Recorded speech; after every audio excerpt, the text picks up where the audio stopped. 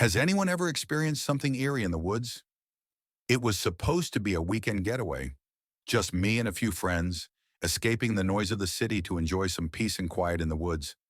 We rented a cabin deep in the forest, far from civilization. It seemed perfect, just what we needed. The first night was uneventful. We sat around the fire, drank, and told stories. The wind howled through the trees, but it didn't feel unnatural, just the typical sounds of the forest. As we went to bed, I couldn't shake the feeling that something was off. It was like the woods were watching us, the silence between the gusts of wind too still, too heavy. The next morning, we woke up to find the forest covered in thick fog. The trees were barely visible through the mist, and the world outside felt muffled. We decided to take a hike, hoping the fresh air would clear our heads. As we walked deeper into the woods, the fog grew thicker, and the trees seemed to close in around us.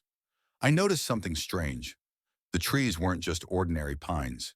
Their trunks twisted unnaturally, and their branches stretched out like gnarled hands, reaching for us. Did anyone else notice that? I asked uneasy. What? Sarah asked, glancing around. The trees.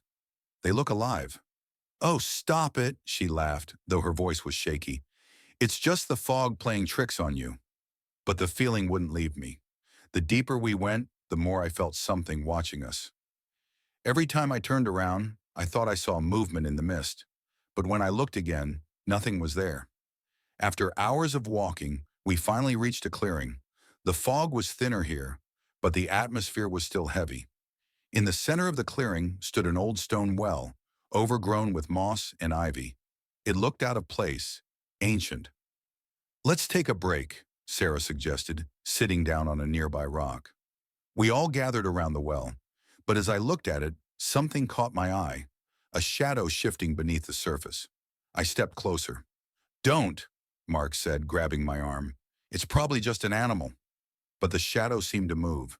It was too deliberate, too alive. The hairs on the back of my neck stood up. Suddenly, the ground trembled beneath us. A low growl echoed through the trees, followed by the sound of something heavy moving through the underbrush. It was coming toward us. Run! Mark shouted. We bolted, but the sound of something following us grew louder. The trees seemed to close in around us, the path narrowing, the fog swallowing us whole. When we reached the cabin, we slammed the door behind us, gasping for breath. But the air felt thick, oppressive, like the forest was still outside, waiting. That night, the whispers started. At first, it was faint, like the wind brushing through the trees. But as the hours passed, the whispers grew louder, more distinct. They were coming from outside, from the woods. It sounded like voices, soft, murmuring, almost like a chant. I couldn't make out the words, but they felt wrong. The trees outside creaked, their branches scraping against the windows like fingers trying to get in. Suddenly, there was a loud bang on the door, followed by a deep growl. We all froze, the blood draining from our faces. The growl was so close I could feel it vibrating in my chest. Something was out there. We huddled together, terrified. The whispers grew louder, now inside the cabin, echoing through the walls. Help me! I heard it clearly.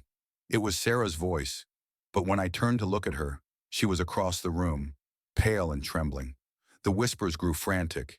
It sounded like the trees were speaking to us, urging us to do something, but I couldn't understand. The growling outside intensified, and then, just as suddenly as it had started, everything stopped. The cabin fell silent.